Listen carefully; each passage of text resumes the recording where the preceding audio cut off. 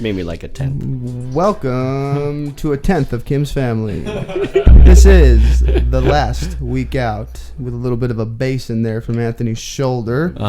And as usual, this podcast, this ship, this boat, this plane is sponsored by Sissy Art. Sissy Art. Throw an @ symbol in front of that. You got her Instagram, and you've got access to custom art, all kinds of cool stuff, man. And we could sit here and talk about it all day. We've done it before, but just go ahead and follow her on Instagram and check out what she's got. That lo-fi banger you heard at the beginning is, as always, was given to us by Mr. DJ Devin Hancock. Again, throw an @ symbol in front of that, and you got DJ Devin Hancock on Instagram. You see all the cool stuff that he's up to as well. You can follow us on YouTube, Stitcher, Spotify, Google Play, iTunes, any platform really that you can find a podcast, you can find us. And that's Last Week Out, LWO. You can email us at Gmail at thelastweekout.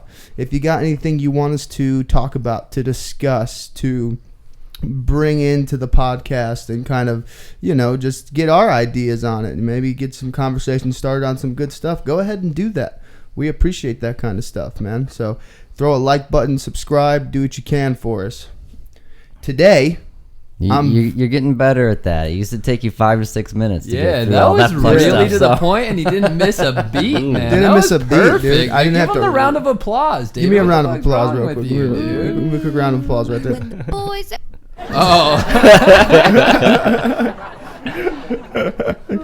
Oh man, you know what, dude? I love this fucking thing so much. I love doing this so much, dude. Adjacent to my left, one of my fucking BBs, dude, my best friend Anthony fucking Tatum, and to my right, my other BB, David Slack, dude, and we're in just your wife's thong. in your wife's thong with my pepperoni nipples. Watch out, you motherfuckers, dude. So you already know what those guys do. Anthony's the conversationist. DJ's the DJ. The David is the David, and the David is the DJ. So that's how that's going over there. And then you got me, Mr. Chudzy, and you can follow me on Instagram at ChudzyWubsy, dude, for just some good content, my friends. Just nice photos.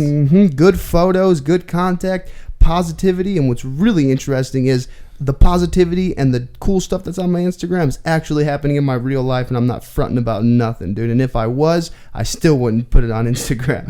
So it's gonna stay positive, dude. Nice. And we got a special guest. I said that, but all my guests are really special, man, because this is a cool thing that we're doing, man. I'm gonna give you a little intro of how I met this man.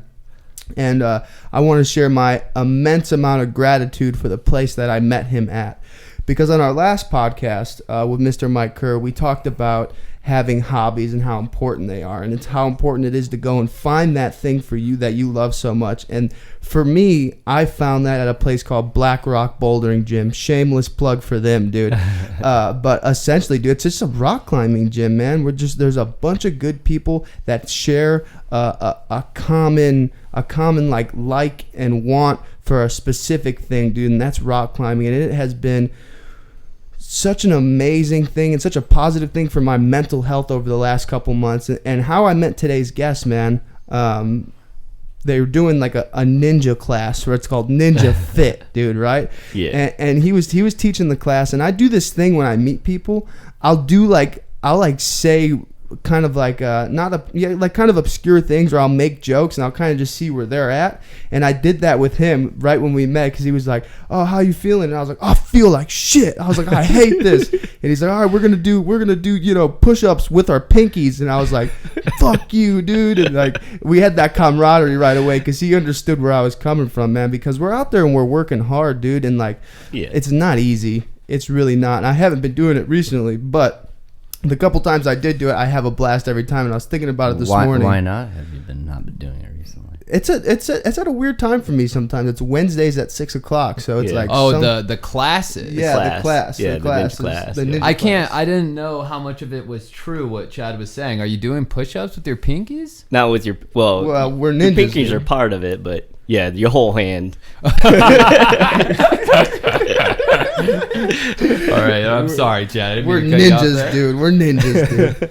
we're working up. Is to it the pinky actually fit- called pinky- Ninja Fit? Yes. Yeah, it really is Ninja Fit. Yeah, I'm not saying some kind of racial yeah. slur because our Yeah. guest is of the Asian variety. Okay, I'm not. It really is the ninja I class. never dude. know with you, dude. FITT fit. So it's What's the second T for? so all of the letters actually stand for frequency, intensity, time, and type for the Ninja Fit, and that's got like it. the kind of like recurring theme of the fitness classes to kind of like keep it frequent, intensity high, the time is always at 6 o'clock, and then the type of exercises end up changing. Like all of those components to fitness like can be changed up, and it will help elevate your like fitness level. So basically, it sucks. Let me tell you right now. But it's that kind of. It's a good suck. It's a good suck, dude. It's a suck that you gotta embrace, dude. And like I said, just an immense amount of gratitude for the rock climbing sport, just in all, man. It's done so much for me, and it's just helped with my mental health and like the way I look at myself. The way I view myself, my self-esteem has gone up, because I feel like shit. Which is sometimes I do feel like shit. But I haven't been feeling like shit, man, and I feel like it's just so important to get out and get some kind of exercise, some kind of activity, or just some kind of hobby that just like, it just helps with like the loneliness sometimes and like the chatter of 1,000 monkeys that's going on in my head. But I'm out here and I'm doing this activity and I'm making these friendships and I'm having a good time. Yeah. You know what I mean? So yeah, I'm just immensely grateful for the bouldering gym. I'm immensely grateful for the people in this room. I'm just grateful for everybody, dude. That's just how it goes. Yeah. So welcome. Thank you. Yeah. Thanks. So how you doing today? I'm doing great. We got Father's Day don't- tomorrow. Yeah. Father's Day tomorrow. We like celebrate all the fathers. Yeah. Even the fathers that aren't fathers. Yeah, the potential fathers. Just the father figures, I would say, right? Because you don't have to spawn children to be a father figure, right? Yeah. You can just be an individual that's male or female that influences other people in like a fatherly way, right? So you're acknowledging a couple of those guys tomorrow. And girls, Oh, right? wow. Because there's people that grow up without a father figure Yeah. and have a female in their life that teach them like the ways, like teach them just good deeds and everything like that, right? Yeah, and like how to fight. Yeah. Trust me, I've met plenty of females that would be able to like, Because right at the Kill end, me. like what is a father figure? Right. What is Yeah. it? I mean, it's everything. Like, you got like, I would say it's just a parental unit, like, or someone that can guide you in like a way that's going to lead you to like living a good social, cultural, like person, Yeah. individual that has inspired you in some way or another, Yeah. right? To be the best person that you could be. You're not my dad. Yeah. So for you, is your dad out here? So my dad lives in New Orleans or Baton Rouge right now. Nice. Baton Rouge in New Baton Orleans. Rouge, New Orleans, calling Baton Rouge. So he lives with my brother cousin and takes care of his kids while my wife. What's that word you just said, brother cousin? Brother dude? cousin. What does that mean, dude? So my family is very the family tree is very like convoluted. Yeah. My dad was married before me, or before he had me. Uh-huh. He had 3 daughters in Vietnam, and the war happened. He had to leave those 3 daughters, and his wife at the time in Vietnam came over to the States in 72. Okay. My mom was also married before my dad, had she had my sister on my mom's side, and then married a GI, had my brother, came over to the States, had my brother in 72, and then they separated, met my dad. So Then you they had have 4 half sisters and a half brother. 4 half sisters, 1 half brother. So that's just the beginning of the family tree. Oh yeah, Right? dude. And then my like two of my sisters and my mom on my dad or my stepmom, they came over from Vietnam finally when I was 15. Yeah. My stepmom passed away. They also brought her sister and her son, so it's like my cousin, right? Or half cousins. Is that right? I don't even know how that Yeah. one would work. So it was your stepmother's kid. Was it in relation with your dad? My stepmother's sister. Stepmother's sister. Her son. Oh, Right. I'd have to get a Yeah. diagram. So out whatever on this diagram shit, that dude. is, right? Yeah, we need to make a Yeah. family tree right now. 'Cause Org chart, Yeah. dude. Org chart. Quick, Yeah. David. Yep. So my stepmom passed away. Yeah. My dad married her sister out of obligation, right? So then my cousin becomes my brother, my stepbrother. Okay. So I call him my brother cousin. Jeez, Louise. Yeah. Holy cow. That would have just got lost in conversation had I not asked. Boom. Well, that's very insightful. Yeah. And we were Wow. talking this morning a little bit about your culture. Yeah. And a little bit about how you were raised and things along those lines. But I kind of act fresh to it when we sit down on the podcast because it's easier for me to kind of get Yeah. our audience on the same page as us. Absolutely. So your family is Vietnamese. It's Vietnamese. Yeah. All of them are from, or your mom and your dad were both from, you told me this morning. Saigon. From Saigon. Saigon. Yep. So everybody calls it Saigon. It's on the map as Ho Chi Minh City. Okay. But even like people that live in Ho Chi Minh City call it Saigon because it's literally like the name doesn't distinguish the actual place, right? So even though you rename it Ho Chi Minh City, it's the place is Saigon. Yeah. Yeah. Interesting. Well, hey, so you were born though. But I was born in Indiana. Indiana. Yeah. That's where Chad Yeah, was what part of raised. Indiana are you from? Fort Wayne. Oh, Fort Wayne, Yeah, the Indiana. Fort Where's Fun. that? Where's that in relation? to- That's a little down south from where I'm from. I'm from the northwest Indianas. Are you? You from the region? I'm from the region. I'm from the What? region, man. Watch out now. That's where my niece is.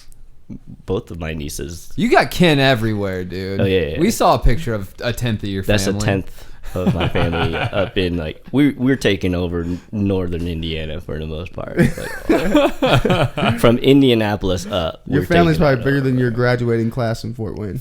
8th grade.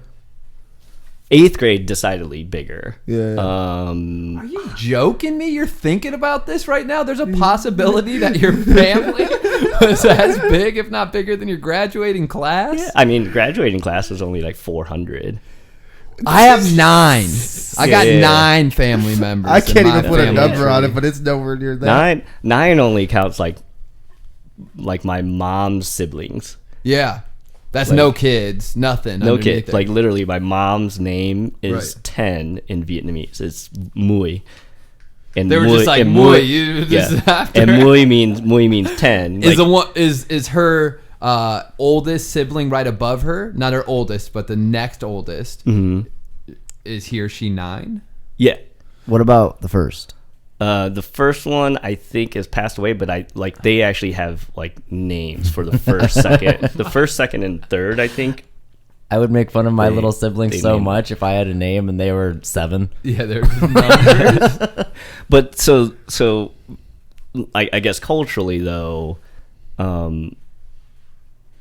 Asian cultures like numbers and like characters and like animals and everything like that are names, right? And flowers and everything like that. So like those are actual like names as opposed like, like I guess like you name your kid Johnson. Like your last name is Johnson because you're the son of John or whatever First like name that Little. in English, but like in Asian cultures, you're the number because it's just easier that way. But the number just it's kind of like a rank structure, in culture. So like you respect the lower number like because they're older than you. just I'm gonna fall in I'm gonna the start hierarchy. calling my little brother number 2. Number just 2. to piss him off. Who does number What up, 2 number work 2? for? What up, you piece of, number 2? what up, you piece of shit? Number 2. So how many What- siblings? So you told me you had four sisters. Half sisters. One, and these are all your sisters, though. So yeah, they're like, that's your family. Yeah, you don't like the halves and all that stuff. That doesn't make any difference. You know, their family is family. Yeah. You know, and friends of family. You know, all of that stuff. So like, you know, I have people that, you know, like, oh, this is my cousin, and like you're not even like blood related to them, but because culturally you're integrated. You grow up with this guy, you grow up with that girl or whatever like that. This is my cousin. It's like not really related, but related by, and I would say like related by cultural like integration. Yeah, endeavors and time and all of that. Yeah, I have people like that in my life. Understanding, absolutely. Yeah, I have a couple of stepbrothers that I grew up with, stepsister, and then my family that we call my God family now is kind of like that. Is like, that's my family, but not by blood by any means. But I'm a product of a few stepdads and things like that. Gotcha. So you were born in Indiana? Born in Indiana. Raised in Indiana? Born and raised. Okay. Joined the military at 18. No kidding. Yeah. What branch? Army. Yeah. So joined the Army, active 6 years. Went National Guard after those 6 years. Yeah. Back to Indiana for college, and then once I graduated college, I came down here to Phoenix in 07. What did you do in college? Health and kinesiology with a minor in philosophy. Holy smokes, dude! You know, they're totally related. Yeah, they go hand in hand. Were you always a discipline? Because being in the Army, I think of it as like you're coming out. But you know what? Actually, David served for a little bit of time. Nice. But were you a disciplined human being going into the Army? Yeah. I mean, I guess that's just part of my upbringing culture. It's like you're always just going to respect hierarchy, and respect the elders, respect, you know, the people who are like in charge. But then the discipline part is like kind of like, I guess it's not like genetically ingrained, but it's just culturally ingrained in you that you just gonna like follow what, like the rules of the culture, rules of the road, rules of like, you know, like that are out there. Yeah. You follow them because they're there because they're like experientially like introduced because like someone did something dumb. Yeah. Right. Like speed limits. Someone sped and like died because they went over a speed limit or whatever like that. So they put speed limit in it. You know, seat belts. So like someone died because their seat belts weren't. Well, I would think though, with even that, when you're saying that cultural side, I think, you know, in my mind, and I could be totally wrong, it's like I feel like I go out to anywhere in Asia or Russia or wherever I go, I feel like a teenager though is probably a bit of a teenager every single where I go. But it's like some of that impressionability and some of that you know, social pressures are pushing us in a different direction. So for you, especially having that culture and then being out here and seeing like your friends in school who are like, fuck my mom, dude, I hate her. Did you never have a little bit of that ambivalent behavior crop up? So and you were number 6, dude. So I was number 6, but I was only number 1 between my mom and dad. Oh, right? Damn, dude. So you're the heir to the throne. I'm the heir to the throne between those two. Or I would say I'm the bridge between those two. Because I still have older brothers and sisters, right, on both sides. So, like, I'm not the heir to either side because I'm the youngest on both sides, right? But I'm the bridge between both of those sides, right? Yeah. But going to like your previous question about like all of that, it's just like kind of like it was like subconsciously in my head about like, you know, fuck my mom, fuck my dad type situation. Like it was like, you know, I was like growing up in Indiana and being physically look different from anybody else in Indiana.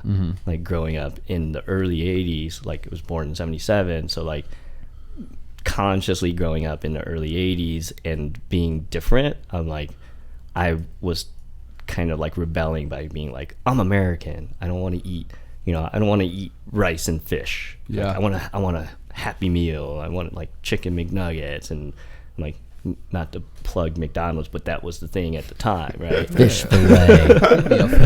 Get Some a McDonald's and a I toy.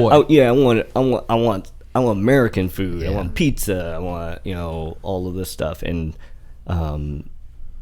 but then like you grow up and you start like introspection, Yeah. and understanding your culture and understanding, you know, more of like this is what we've come from, Yep. you know. And then I'm like, I revert back and I'm like, I love being Vietnamese. Yeah. You know, I love having that like history. I don't speak Vietnamese. That's the crazy thing about it. Like I can speak better.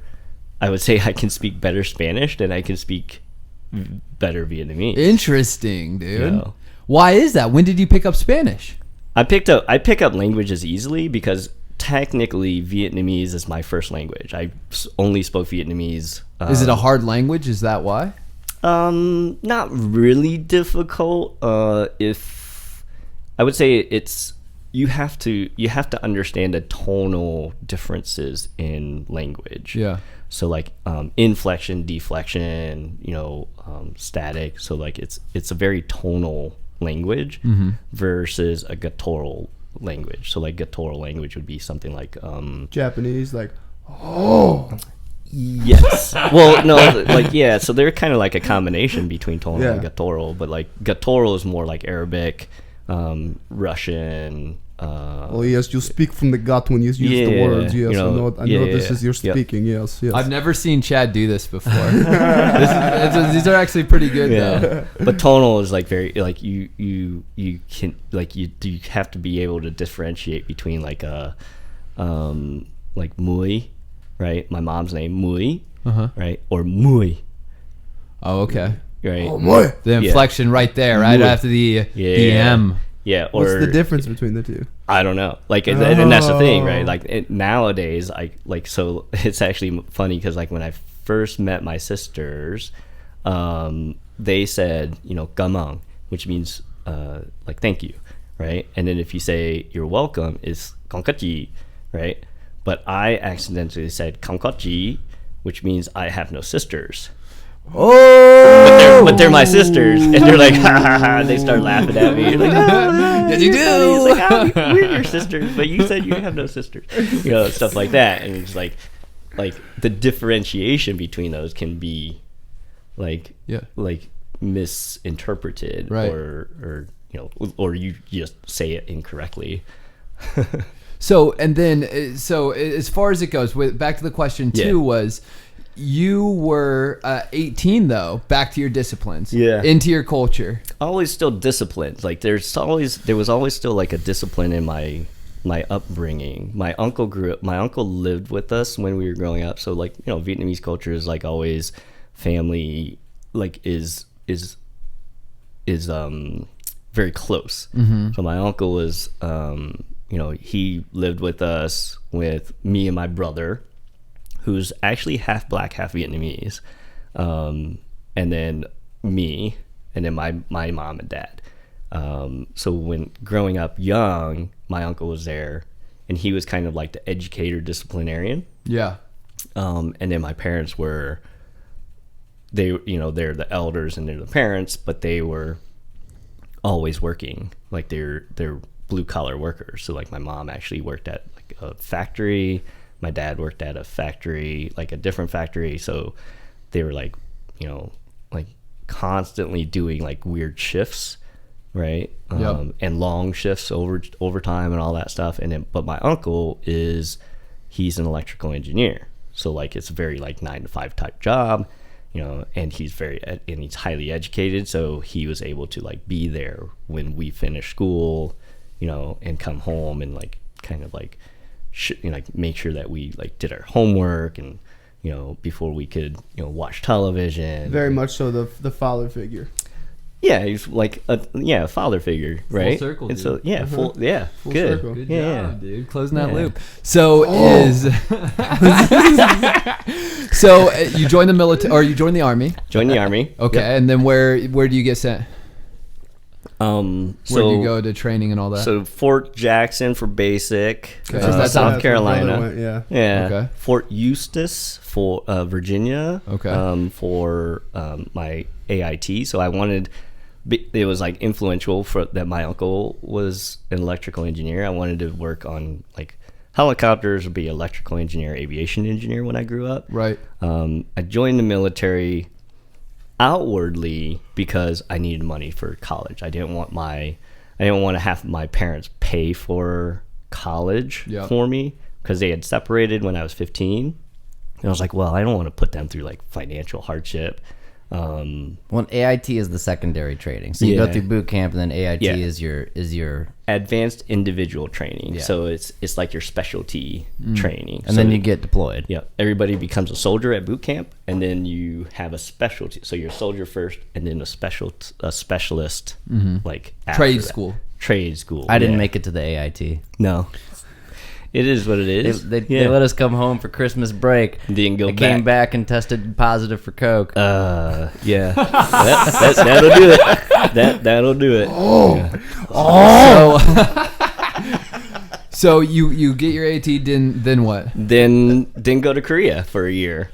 Got sent to Korea. Drill sergeants were like, "We're gonna send you to Korea," and we're like, "I was like, yeah, we're going to Korea." And they're like, "Why are you so happy to go to Korea?" It's like, because that's why we joined the military, is like to be sent to different countries and like get to see them for like get paid to see different countries and like go and like have fun in the sand and the dirt and you know like go see these countries while getting paid and you know and like do what we do, what we're trained to do. Like, Yeah, so you've always liked putting yourself through physical pain, huh? Yeah, I got that off you from the Ninja Fit class. I was like, this dude is enjoying this. That's just how Saving Private Ryan portrayed it too in the beginning. Yeah, I'm a sadist, right? Is that what it is? Sadist or a masochist? Masochist. Yeah. I feel like shit. I might be a sadist too, but you know, because I like inflicting pain on other people. Yeah, I know. Yeah, I know you do. No, but yeah. So like discipline, all of that, but like outwardly, it was like, oh, I wanted to do something Right. that would like essentially benefit me as well. What were right? you guys doing in Korea at that time?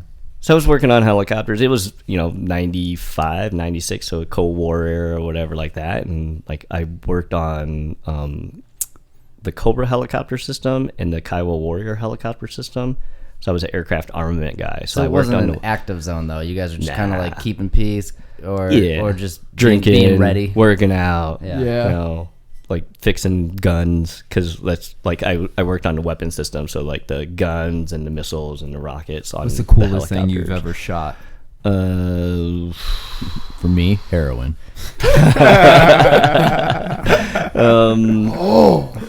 I would say the 50 cal machine gun. Oh yeah? Yeah. Was it anchored to something? Yeah, it was like, so we had a tripod on it and Just on the ground though. Yeah, you Not put like your- on the back of a UAZ or anything like that. I've shot those on the back of a Humvee and all that stuff, Oh, or on that's the so turret of the tight, Humvee. dude. But the one on the tripod is actually more fun because you put your feet behind the tripod, the two Yeah. legs, and then you hold the butterfly, which is It's like you're on the Millennium Falcon, Yeah, just like shooting. Oh my and you God. can feel, you Every can feel little the whole boy's dream, dude. Your whole body is just like vibrating with it. You're like, They in boot camp when I was there, they shot a live rocket launcher at an old tank, Yeah. which is really cool. AT4.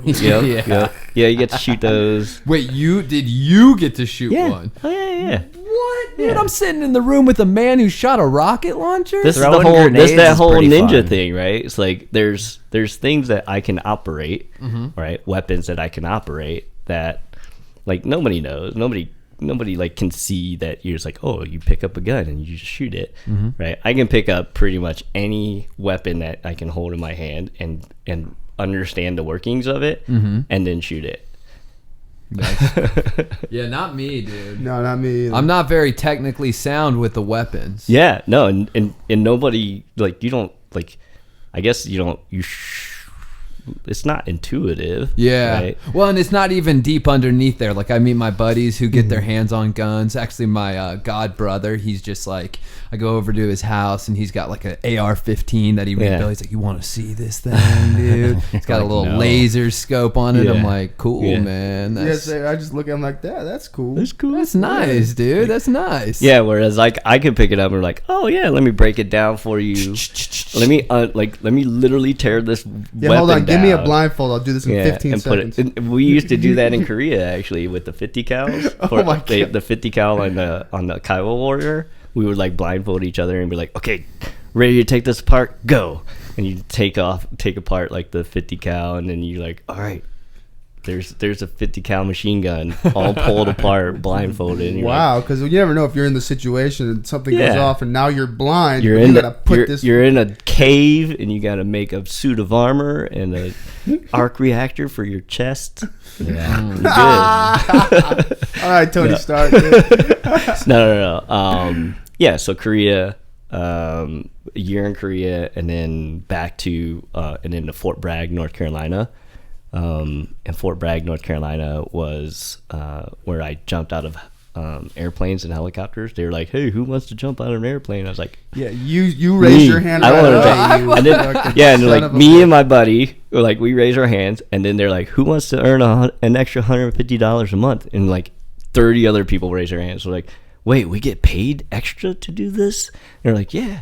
I was like, well, I just wanted to jump out of airplanes. But if you're gonna throw $150 at me, okay, I could do that too. Yeah, that sounds good. That sounds real good. So we just hit the 31-minute mark. So typically we take a break, and we just kind of review and talk about things and see what direction the latter half is going to go. So with that, we're going to take a quick break, guys. We are going to take a break, and we'll be right back. Be back. Nice.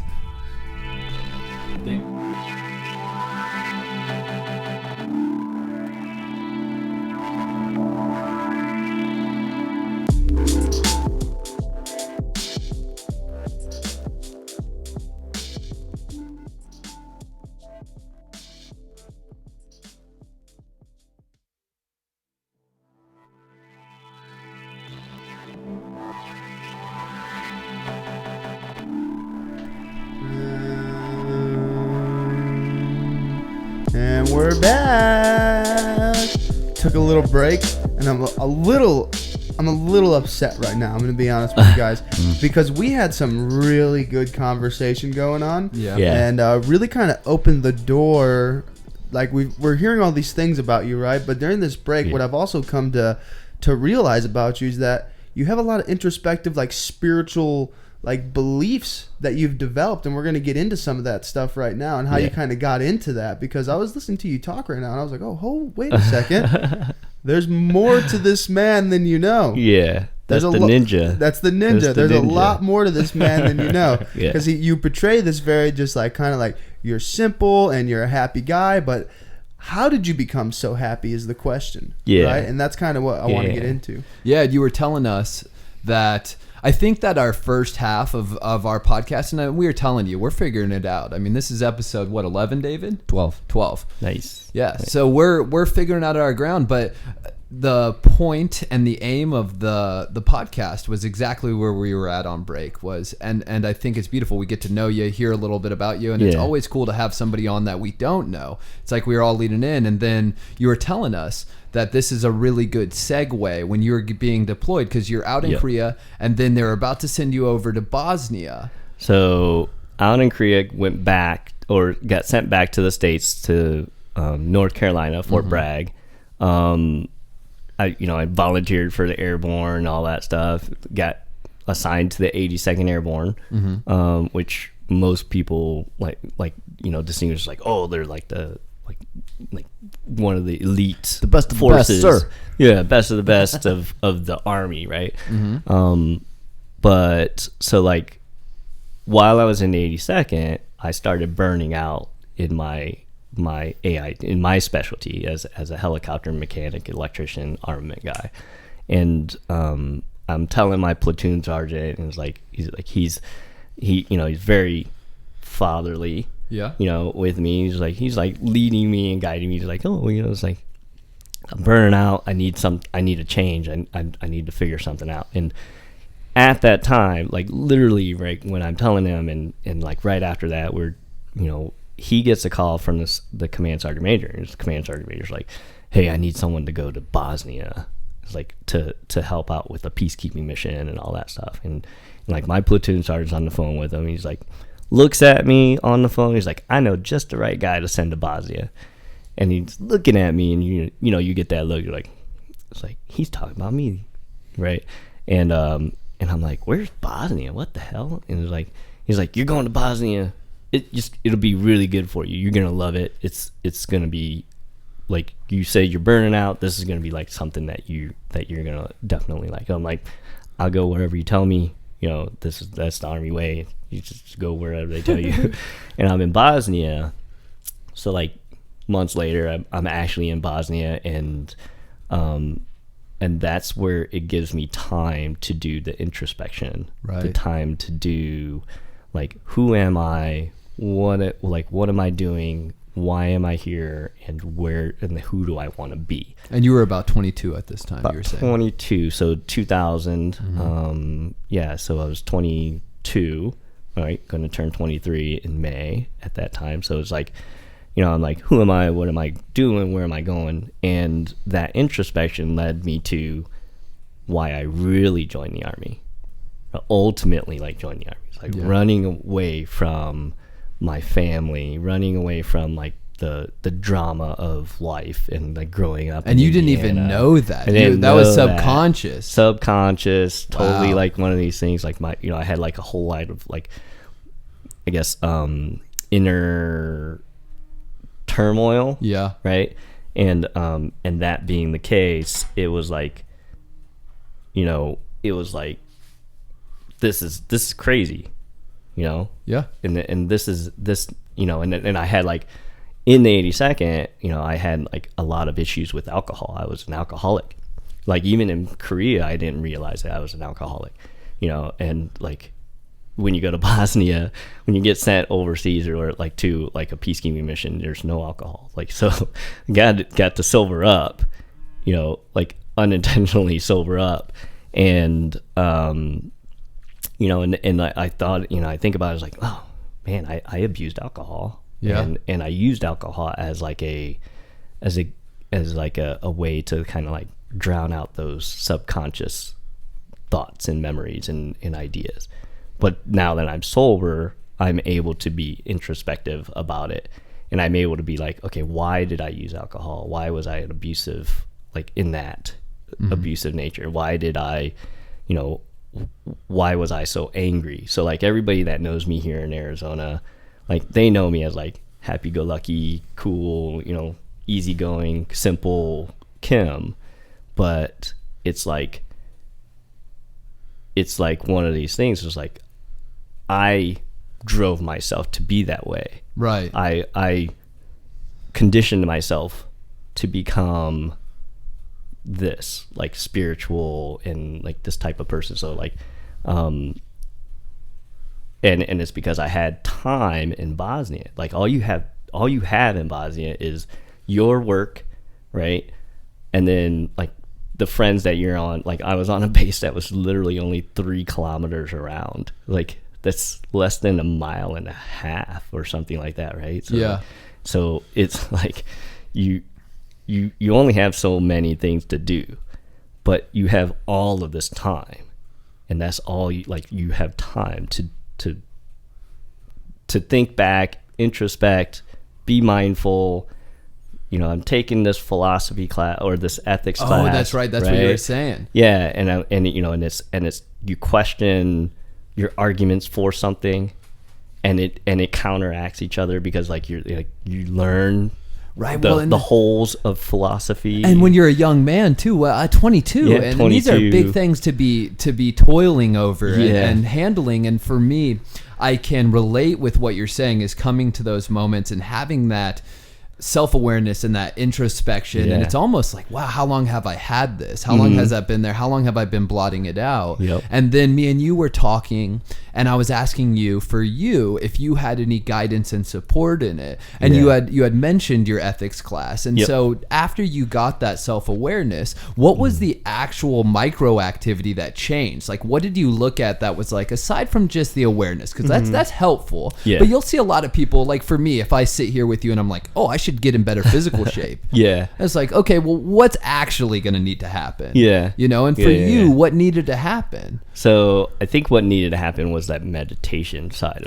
of the house, the thinking. I was drawing and meditating and like able to like kind of just like sit there and do the meditations, because so that's like, an activity actually. So it is a very it's kind of funny. Everybody thinks of like meditation as being like, oh, it's, you know, you just lose yourself in meditation. It's like there's different types of meditation, right? And the meditation that I practiced at the time was introspective meditation. So it's like just kind of digging deep into my brain and digging deep into my emotions and feelings and like understanding my history and just literally like breaking it down. Were you sitting to a timer, or were you just sitting? Just sitting, laying, walking, doing, doing like just any type of activity that allowed me to do the introspection. Yeah, with purpose. With purpose. Yeah, with feeling and with understanding. You know what's crazy for our listeners is we've done 11 of these, and I don't think it's been talked about,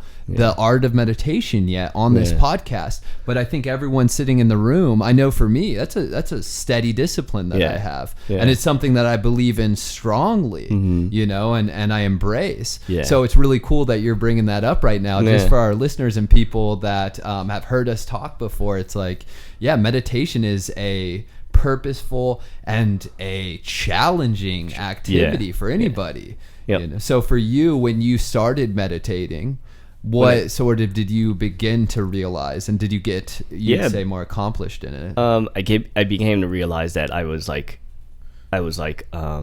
projecting outwardly, you know, and I was like projecting like my inner feelings and thoughts and like turmoils and everything like that outwardly as like an alcoholic, outwardly as like angry, you know, like type individual, or that I was like projecting like a facade of myself, you know, and then I was like, okay, I'm like, I might look like I'm a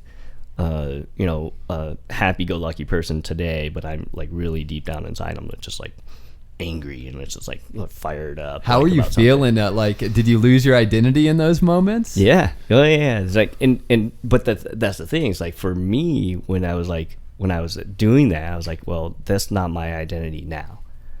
That's not who I want to be. And so who do I really want to be? And I was able to like redirect and recondition my mind, right, to who I want to be. Do you still think like that today? Yeah, absolutely. Who do I want to be? Meditate. Who do I want to be? Why am I the way that I am now? And how do I become better? Right. And so like that's one of the things. That's why I continue to meditate. That's why I continue to like be introspective and be, you know, I guess a strong proponent to like activities that are like not only physically like challenging but healthy, right, but also culturally supportive, right? Because Chad, you know, like the climbing community is supportive of everybody, no matter like you being like a beginner or being like an advanced climber or whatever like that. Everybody just supports everybody. It's like, yeah, you got it. Like it's like, you know, you're pushing through your own like own challenges, but like there's a whole like culture of individuals, and like every culture has it. Like even my family is like that too. It's amazing to be at the rock gym and climbing a route that might be a little more difficult than what I've been doing, and people have been seeing me climbing, and to hear somebody, you get to that almost to the top and you hear somebody you don't even know, and they go go get it. They're like, you got this, you got this, or someone's like, you got a foothold by your left, and like you get to the top and you touch that top hold, man, you come back down and you just like look at that person, you're like, thank you, thank you, I don't even know you, but thank you. Well, and in that same breath, what Chad's talking about too is that support system. Did you have it? Did you feel like you had it at 22? So at 22, well, so yeah, it's kind of weird. At first I didn't think that I had it, but the people that I was hanging out with were actually they were medics, and they supported me in like the emotional turmoil that I went through. So like I broke down crying, like watching a movie, like with them, and they're like, "Why are you crying?" It's like, this is like the last thing that I remember, like my family being together, is watching Rain Man, like of all things. It's like I remember like distinctly, you know, me being on the ground in front of the television, like laying down on my side or whatever, my brother laying like close to me, and then my parents on the couch and my uncle like on like the love seat or whatever. And like that's the last thing that I distinctly remember in my memory as a child. And like very distinct. But I started crying because it was just like that was the last thing that I remember as like integrated family. Because my parents are separated. They separated when I was 15. Right. You know, my uncle moved out. He grew up. He's, you know, when I say he grew up, he was already an adult when I was growing up. But like, he, you know, met his now wife, and like had moved out. You know, and my brothers, like, we've had a falling out with my brother. He's like kind of, I don't know where he is, but you know, I wish him the best. Like you know, but he definitely he's finding his own way. Yeah, you know, but it's definitely not connected with me and my mom, I don't think. So it's kind of like this weird thing about my brother. He went through his own internal like soul searching type finding type thing, and you know, and he's been back and forth in my life like as an adult, but like now I haven't had any contact with him for years. And I think to talk a little bit about what, you know, going back to your introspection, we had a really cool dialogue kind of combating our belief system in whether you believe we have the capacity for that sort of change. Because it's like when we look at that, you know, for me, I feel blessed. Like I just feel lucky that I have gotten the opportunity to surround myself with people who I know are making my life easier. You know, and I know that I could do better at it. Like I meet other people who I'm like, wow, like, okay, you're pushing it to the next tier. And then I'll hear those people that, you know, and I need that dialogue, man. I need those people that are kind of like the deities of whatever thought life I'm heading to, you know? And when I asked you whether you thought that everybody has the capacity, you said you thought that they did. But it was there was a certain amount of nurture that you felt like needed to be involved. Am I right in that? Yeah, it's like that combination of nature and nurture type situation, and like you have like in order to help with, you know, like be like the introspection and the mindfulness and like being the best person that you are, you have like it helps that there are other people around you and environments around you that are conducive to helping you find that, helping you on your journey to be a better person, versus like you know, like there's going to be people that are out there that are like always like putting you down or like questioning your mindset, or just like distracting you, like that are just distractions to like you being a better person. And they're like, no man, you just come on, let's let's just go like, have a drink or go like have a smoke or go like do this, right? And it's distracting to like, yeah, no, I just need to be a better person, and like, all right, let's do this. Let's climb a harder route, or let's focus on like, Ninja Fit or whatever like that, and that fitness, or let's think about doing, like, where's this podcast going to go, and like the direction that we're going, aim it or whatever like that, and like supporting that, and like people that support that, and people that support you in that endeavor, right? Versus like just everyday distractions. Even, you have like, oh, I have a responsibility to this, I have a responsibility to that. It's like, do you really have a responsibility to that? Right. Is that really something that is going to get you to the next level?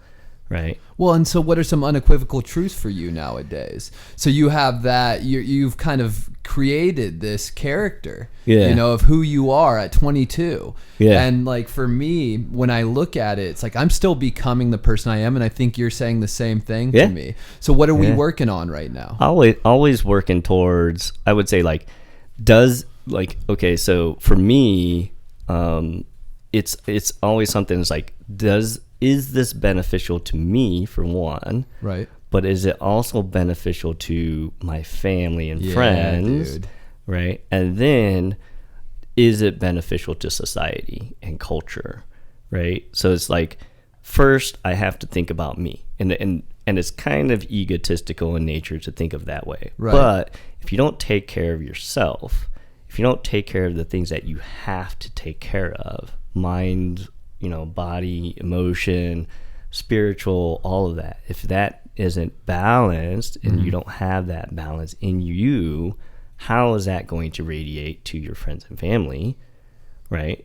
And then how does that influence your friends and family?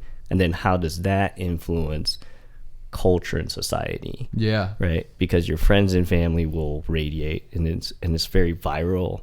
Like you become the catalyst of your own world. You become the catalyst of your own like society, and the society around it, and then it starts building, right? So like me, like you always need to grow. 23 years old, 22 years old, 42 years old. I'm 42 now, and everybody's like, oh, it's like the Asian genes. You look great, man. Yeah, the Asian genes, dude. The Asian genes help, right? Ass, dude. But physically and mentally and spiritually and everything like that, it's something that you continue to grow. Yeah. And you continue, like, whether it's going to be, you're growing physically, or you're growing like spiritually or mentally or as a whole, right? You just keep stepping forward, and you keep thinking about, so like you were talking about that absolute, right? I really don't have a belief in like absolutes, black and white. Okay. There's always, it's just a matter of gray space, right? And each individual has their level of gray space, whether it's like an extreme left or extreme right or whatever like that. Still gray, because you're able to transition through those shades, right? And you're able to like grow and become more and better, and like, and or just like you be happy with yourself and be happy with who you are and how you are influencing like your society and everything. Well, and for you on a personal level, what are you working on? And for me right now, I'm newly married. You said, and you're married. Congrats. Nice. You said you've been married for 3 years. Actually, I heard your wife call when we were sitting in here. And so making waffles. Yeah. So that was a high level of sacrifice, and not in a bad way. Yeah. For me, it's been a really beautiful experience to kind of learn how to care about a person's emotions to that extent. Yeah.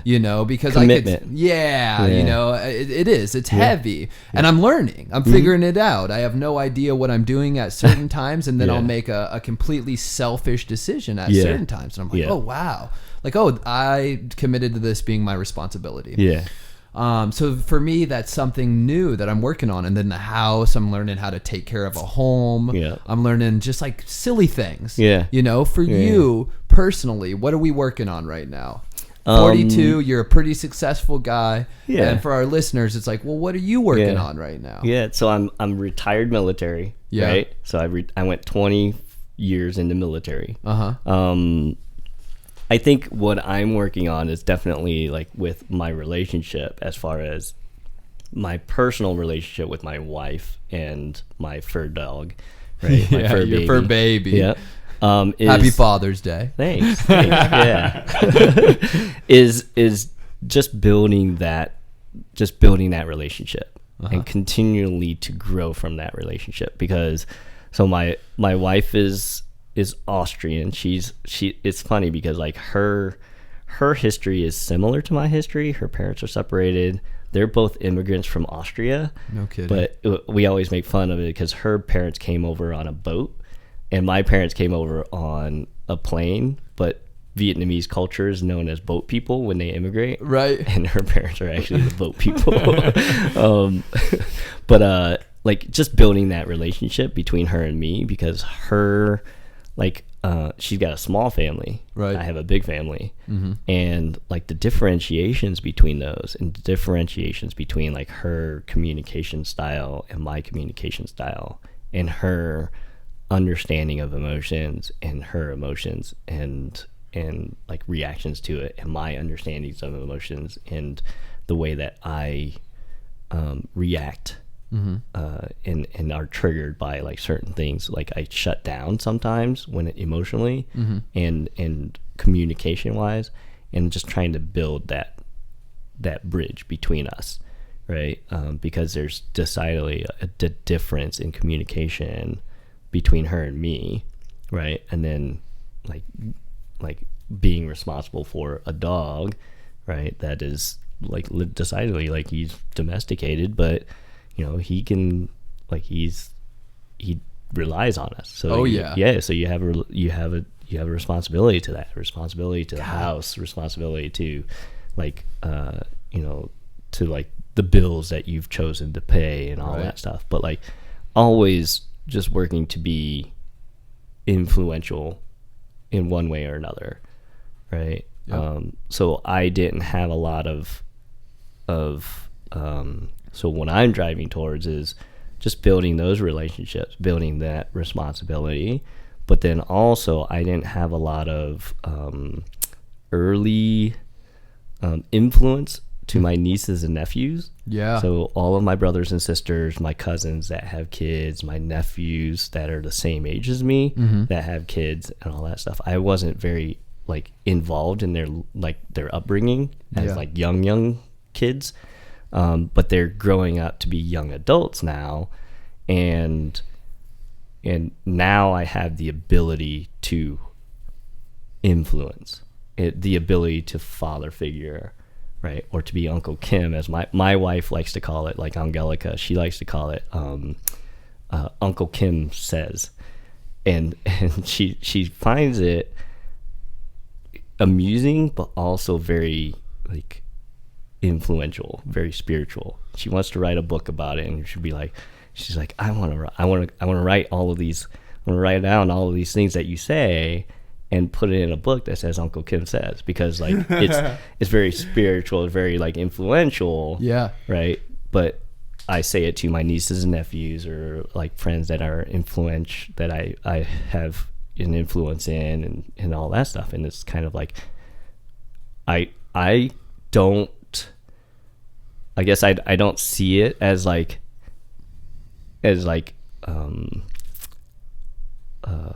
higher level or whatever, but and then I think back of what she's like, oh, that's definitely like something that needs to be like written down or whatever. Well, like and I think for you, I think it's I had asked you a question in the break. It is kind of a probing question about negative humility, and I wanted to see basically, sometimes humility, I don't know, there's so much in my mind, I really navigate the world of manipulation. I grew up in it, you know what I mean? And I'm a con man by trade. And so like when I hear humility, it's like, okay, why are you being so humble? You know, well, what is this, dude? Is this you trying to get more power off of me?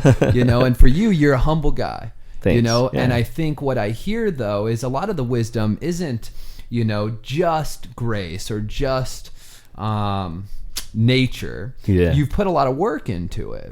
And that is something to not go, you know, you'd say, I heard, you know, don't take your talents to the grave. You know? Okay. You don't want to die and take your talents to the grave. Right. You know, and for you, you've earned these disciplines and this wisdom through practice and mindset. And then even for us, it's like, I am a practicer of negative behaviors.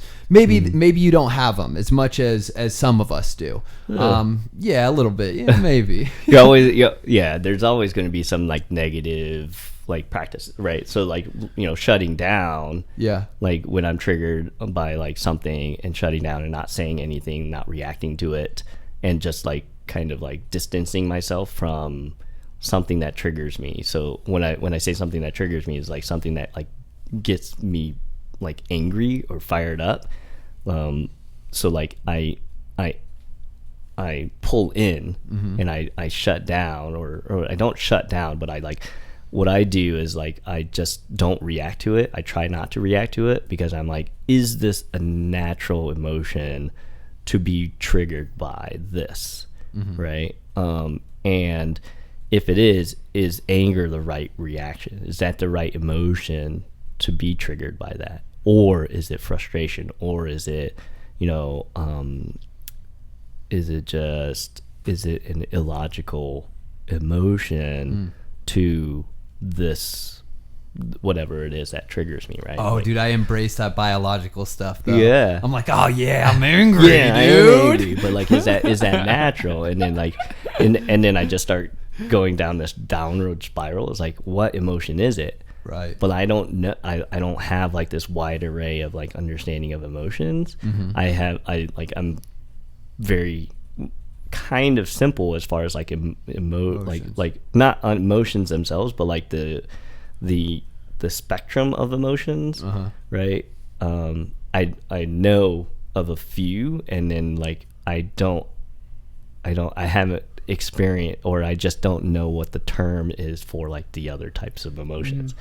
Right. For me, it's happy, sad, and mad. Yeah. Low. Well, you get 4, right? That's a good American output there, man. It's like we've got I'm okay. Yeah. And like I'm fucking gleeful. Yeah. And then I'm angry. Yeah. You know what I mean? Yeah. Well, I'm the same way, and I don't know, because I've had so many experiences with people who outwardly show their emotions, okay, and I don't. I kind of I take things inward very often.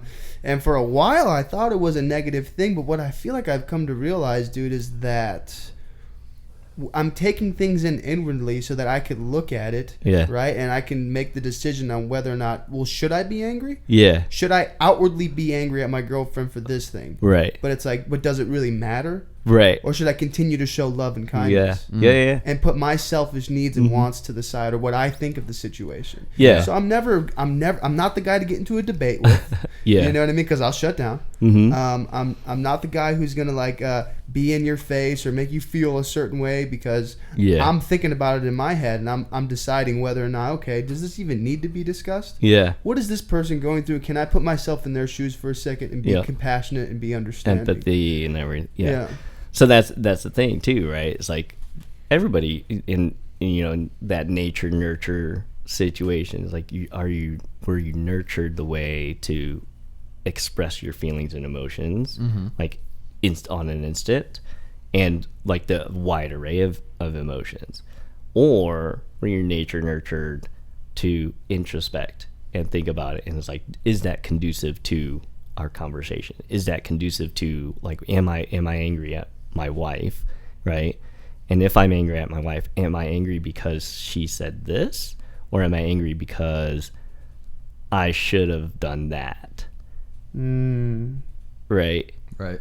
And yeah, that's a hard one. Is when you start taking responsibilities for how we got there. Actually, I was in a situation like that last night, but I won't go into it. What I do need to do, because we are at an hour 4 minutes. What I'd like for you to do is, for anybody listening and for us sitting in here listening, if we were in a place, whether it be we were trying to grow towards practicing harnessing our anger, or starting to do meditation, or wanting to be more physically fit or anything like that, what would you say if you want is to a be good physically fit, you can join point? us at Black Rock Bouldering Gym, 6 o'clock on Wednesdays for the Ninja Fit. So I feel like shit.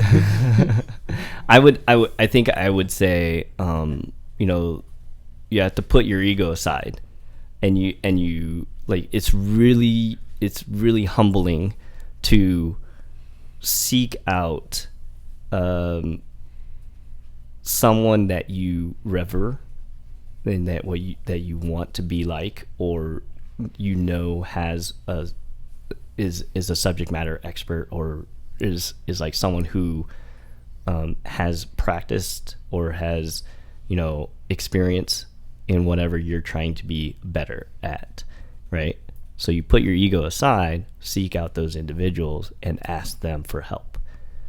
So that's one of the things that I would really put out there into the ether, is it's like, you're not alone.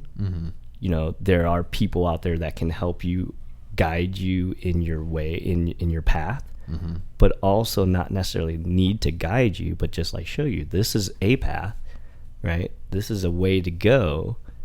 If you choose to go the other way, at least we showed you, right?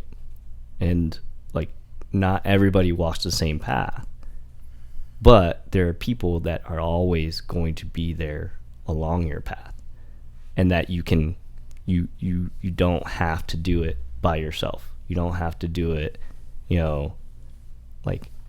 as an individual walking alone. There's always going to be, there's someone out there, there's people out there, there's cultures out there, there's societies, there's there's individuals, there's podcasts, there's something out there for you to help you along your way. And set that ego aside, and let that ego be like, let's see what happens. Right? Because what's the worst that can happen? You just put it aside and you take your own path. It's like, it is what it is. It's time is is a construct, and if you spend a minute or two, or an hour, 60 minutes, right, and you listen to something and it's not the way that you want to go, then it's not the way that you want to go. Pick your ego back up and walk your own merry way. Nice. Ask for help. Ask for help. Ask for help. Or seek help. You don't have you don't even have to outwardly ask. You seek help, you look for help, or and he's like, there's something out there. That's so beautiful. You just blew my mind wide open, because the things you're talking about right now are extremely relatable, just from being in a 12-step fellowship and learning about spirituality and different practices. And it's like, I had to go to a certain place to hear these things and to learn these things, but here you are, who's someone who's not involved in those things, but you have the same ideas, same principles that you lived your life by. And it's just mind-blowing for me be able to sit back, put my ego aside, and say, okay, it's not my way or the highway. It's not there's so many different ways to achieve that Zen spiritual just personality and individualism. I don't know. It's just beautiful. Thank you so much for opening up. Thanks for having me on. For being so transparent and being so honest and bringing some of this stuff with you, man. It's, I don't know, dude. Just big shouts out to Black Rock Bouldering Gym. I hope you guys listen to this. Black Rock Bouldering Gym. Because you guys Ninja have done Fit. all of it, dude. Ninja Fit, Mr. Nguyen. Okay? You can check him out, dude. Like us on any social media. We're on there, dude. Just like us. Okay? Get on there. That's all I got, dude. Yeah, thank you so much, man. Thanks for having I'll me. buy the book. Let your wife know. Uncle Kim says. Uncle dude. Kim says. I'm waiting on the book. Dude. Yeah, dude. Okay, bye. Love you. Oh, we got one more thing before you go. Oh, yeah. Okay. 2 truths and a lie. Okay. You know it? Yeah.